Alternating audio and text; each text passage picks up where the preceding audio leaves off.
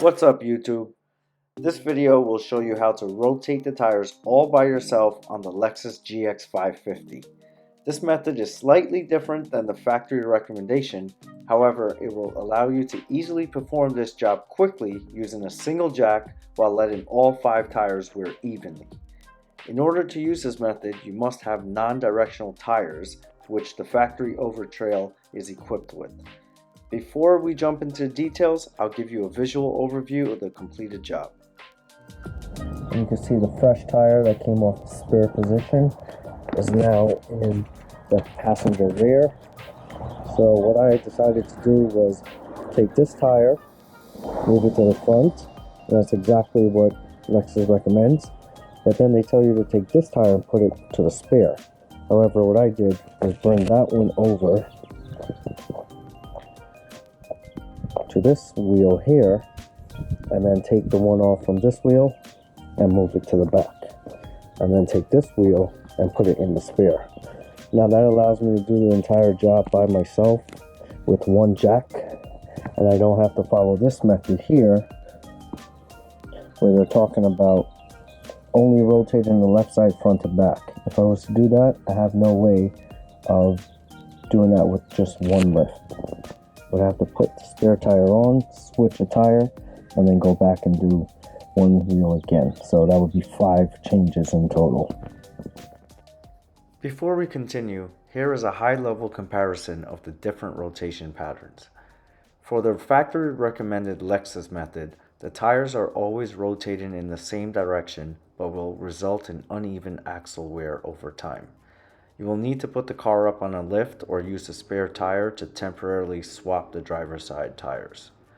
For my executive method, the tires will rotate in a different direction every 10,000 miles. However, it will result in even tire wear and you get more mileage out of your tires by constantly rotating the spare.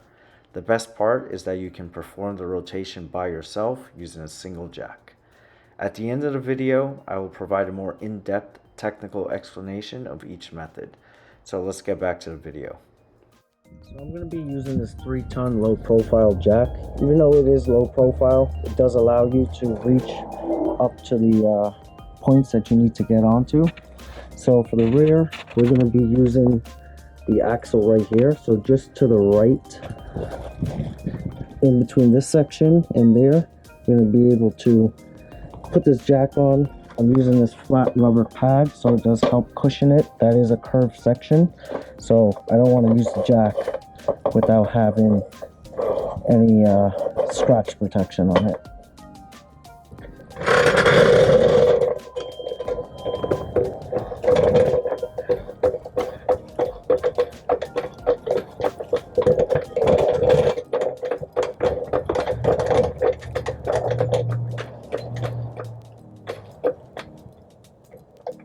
Line that up. There we go.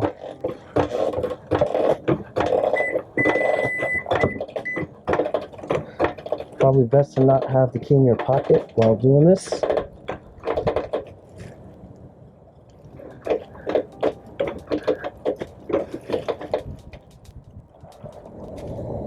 So before the wheels come off the ground, you want to make sure you do loosen them. This way it'll be a lot easier once you have the car jacked up. So you could use the factory wrench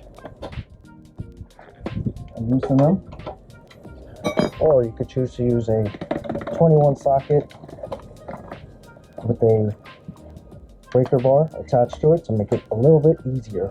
Of course, if you're on the road, you have a flat, you got no choice but to use whatever's on the trunk.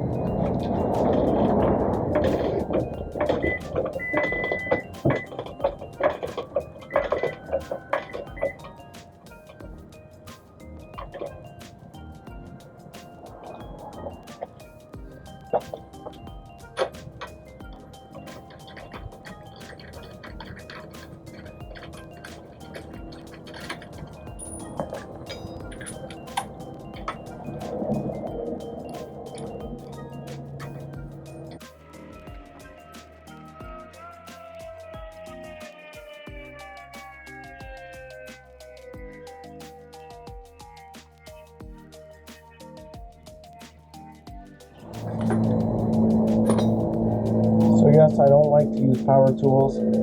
I have a tendency of using power tools to the point where I end up stripping nuts and bolts. So the best thing for me to do is just use the slow and old-fashioned method of regular ratchet set and sockets.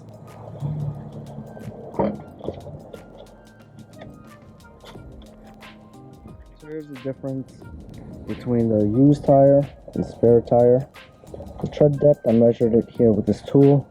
You actually got 30 seconds on a brand new factory tire, and the tire after 5,000 miles of use registered in at 12. So 130 seconds lost in 5,000 miles. So now that I got the wheel off, I took the time to clean up the spare tire, clean up all the other tires as I go around. Take the opportunity to clean up some pieces that you normally wouldn't be able to. This is anything on the suspension, brake calipers, cleaned around the hub, and you can see my 1-inch spider track spacers here. I did recheck the torque on all of those just to make sure that nothing moved, and then go ahead and put this wheel back on. So we're taking the spare tire and moving it to the passenger rear.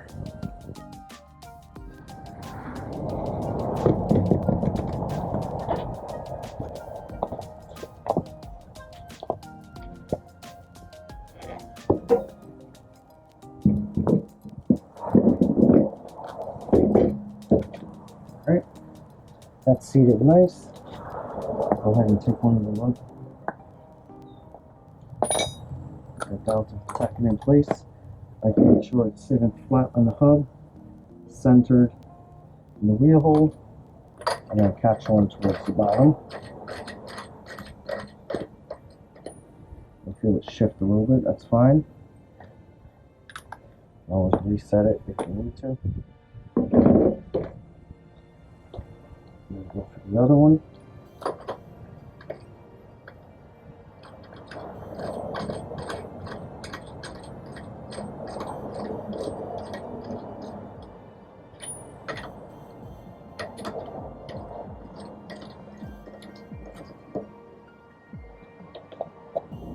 So the correct lug tightening pattern would be 1, 2, 3, 4, 5, 6.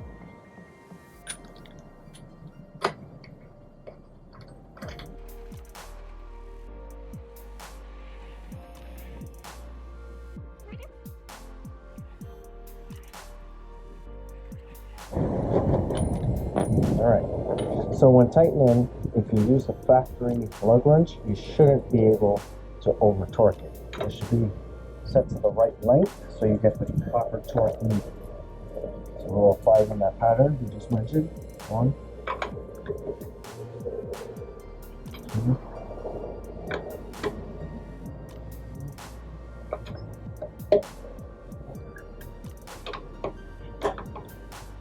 5, 6. We'll go around again just to make sure. 1, 2, 3, 4, 5, 6. Alright, so we're going to put this back on the ground, and we're going to use the actual torque wrench. We'll double check it with that just to make sure you got it torqued properly. You should always be torquing it with it down on the ground.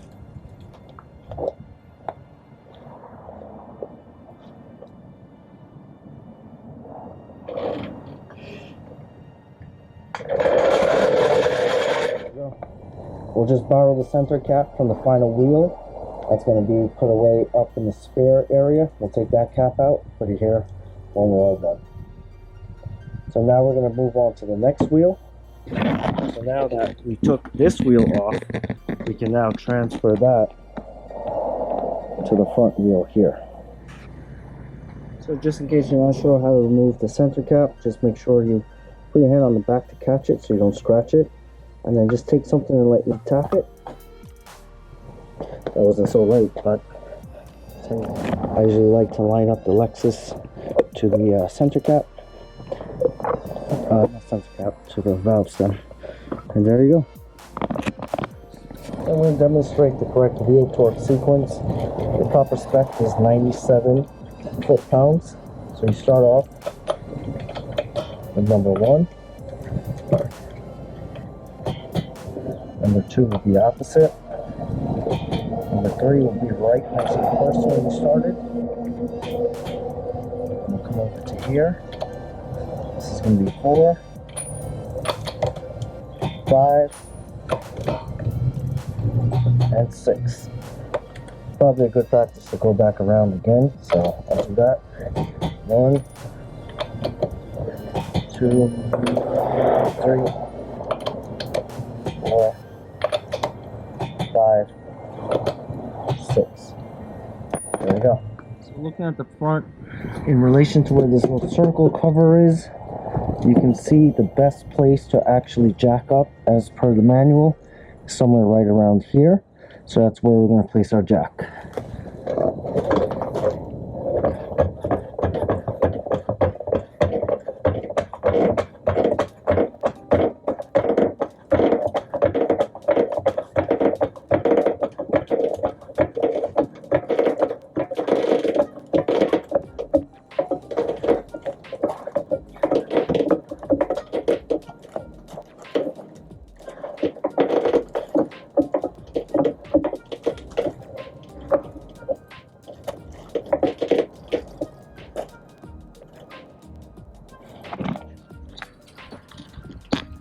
As you can see, there's the jack all the way up.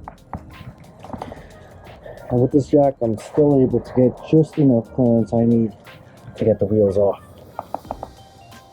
Always a good idea to put a jack stand down. So I'm going to go grab one and put one somewhere here on the frame. Just in case it slides down, the truck isn't going to fall on me.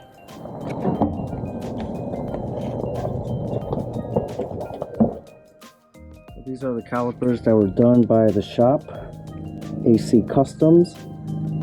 They did a color match paint. Same time they were doing the car, the PPF when I first got it. Definitely nice to blend it in all one color.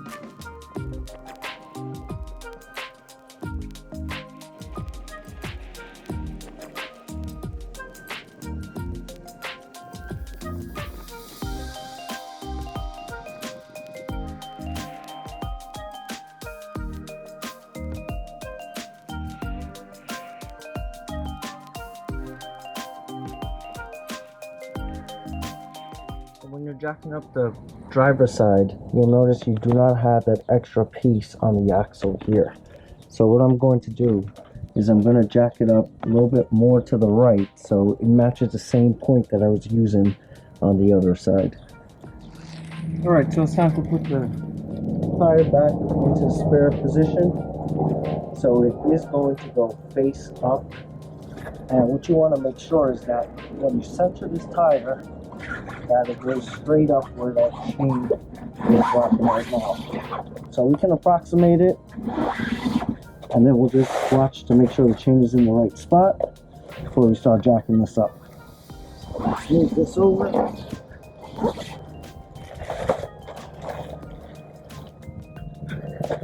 Grab the chain here.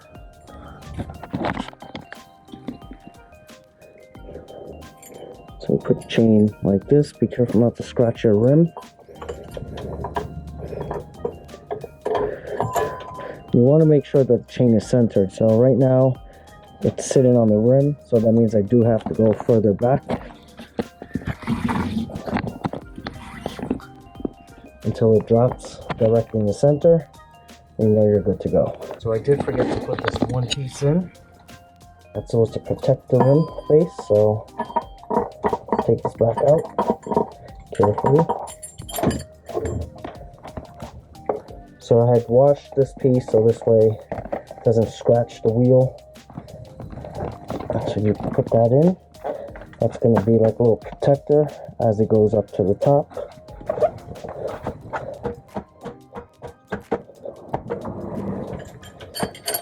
Now you don't have to worry much about this dropping in. The chain should drop to the bottom. Should be centered. And we'll start to jack up the chain, and when it gets a little close, we'll just check the bottom to make sure it is sitting centered until we go all the way up. We'll know for sure that it's in the right spot, and we'll take a look and check. You can see those little brackets there. That's where the tire is going to rest, and that's what kind of left the marks on the tire that we took down. Don't forget to go check out my other video I made on the spare tire removal. It shows you the detailed instructions and all the tools that you need from the truck on how to remove the tire and put it back up into its position. Let's dig into the technical details of both methods and take a closer look at tire wear over time. In the Lexus method, the driver's side tires are always rotated between each other, which means those tires will always have the same amount of mileage as the truck. On the passenger side, there are 3 tires being rotated with only 2 being used at a time, which results in less use. With this rotation pattern, each tire returns back to their original position after 3 rotations. At the 15k mile rotation, each passenger side tire has worn by 10k miles, while the driver's side has worn by 15k miles. This is a 5k difference in left to right wear on each axle. Over time, that difference continues to increase. When the vehicle has 45k miles, the difference on each axle is 15k. As long as you had no tire replacements, at 60k miles on the truck, the difference is a significant 20k mile per axle. This equates to approximately 5 seconds of tread difference from left to right, and not a good scenario for your all-wheel drive system. Looking at my Maxecutive method, you are always rotating the tires in a counterclockwise direction. This means that the maximum wear difference between tires on the same axle will only be the rotation interval of 5k miles. It will take 5 rotations before all tires return back to their original position. At that time, the truck will have 25k miles on the odometer, but all 5 tires are equally worn by 20k miles. If we continue on the same tires to 75k miles on the odometer, the tires will only have 60k miles of use. Therefore, this rotation method yields a longer tire use, since we are using a 5th tire to share some of that mileage over time. I hope you enjoyed this video and the details I provided. If you found any of this information helpful, please like, subscribe, and drop me a comment.